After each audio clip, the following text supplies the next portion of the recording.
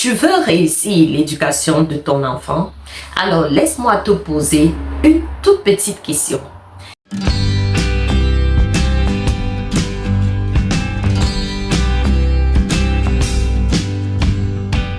Quand ton enfant pensera à son enfance dans 20 ans ou même dans 30, de quoi se souviendra-t-il? Des jouets que tu lui as achetés?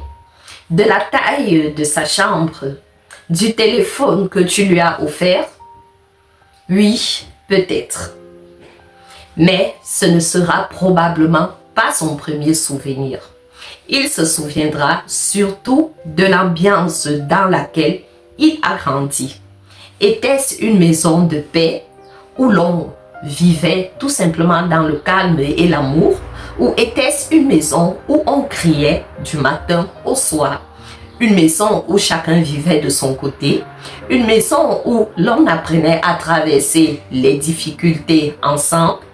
Les enfants oublient beaucoup de choses, beaucoup de mots. Ils n'oublient presque jamais ce qu'ils ont ressenti. Ils n'oublient pas le regard d'un parent. Ils n'oublient pas la manière dont tu leur parlais. Et c'est précisément que là commence l'éducation. Pas dans un livre, pas à l'école, pas sur Internet, mais à la maison. Chaque jour, sans que nous nous rendions compte, les enfants vivent des situations avec nous. Nous vivons à une époque où beaucoup de parents veulent bien faire. Ils lisent, ils se renseignent, ils regardent des vidéos, ils suivent des conférences et cherchent la meilleure façon pour éduquer leurs enfants. Mais pendant qu'ils cherchent la bonne méthode, ils oublient parfois le climat dans lequel cette méthode est appliquée. Imagine-toi, parent, un jardin. Tu peux acheter les meilleurs grains du monde. Si la terre est sèche, si personne ne l'arrose, si le soleil ne l'atteint jamais, ces graines auront du mal à pousser. Il en est de même pour l'éducation d'un enfant. Les conseils, ce sont les graines, mais l'ambiance familiale est le sol de cet enfant. Un enfant élevé dans une atmosphère de peur développera souvent des stratégies de survie. Un enfant élevé dans une atmosphère de sécurité développera davantage sa curiosité, sa confiance et sa capacité à apprendre. Cela signifie que tu n'as pas à être parfait. Personne ne l'est d'ailleurs.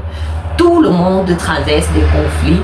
Toutes les familles connaissent des moments de fatigue. La différence n'est pas l'absence de difficultés. La différence est la manière de les traverser. Alors, prenons un exemple. Imagine un petit garçon de 6 ans. Il voit son père rentrer du travail tout fatigué et sa mère également épuisée. Les deux commencent à se reprocher des choses. Les voix montent, les portes claquent. Le garçon est dans sa chambre. Personne ne lui explique ce qui se passe.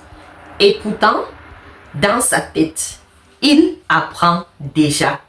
Il apprend peut-être que l'amour fait peur, qu'un désaccord signifie qu'il faut crier ou qu'il ne faut plus se parler, qu'il vaut mieux se taire que de parler. Maintenant, imagine une autre scène. Les mêmes parents, la même fatigue, le même problème. Ils sont débordés. Mais cette fois, le père dit: j'ai passé une rude journée. Donne-moi 10 minutes et ensuite nous parlerons calmement. La mère qui répond de l'autre côté: d'accord, moi aussi j'ai besoin de souffler un peu. Le problème n'a pas disparu, mais l'enfant apprend autre chose. Il découvre qu'on peut être fatigué sans manquer de respect à autrui, qu'on peut être débordé ou en désaccord sans devenir des ennemis.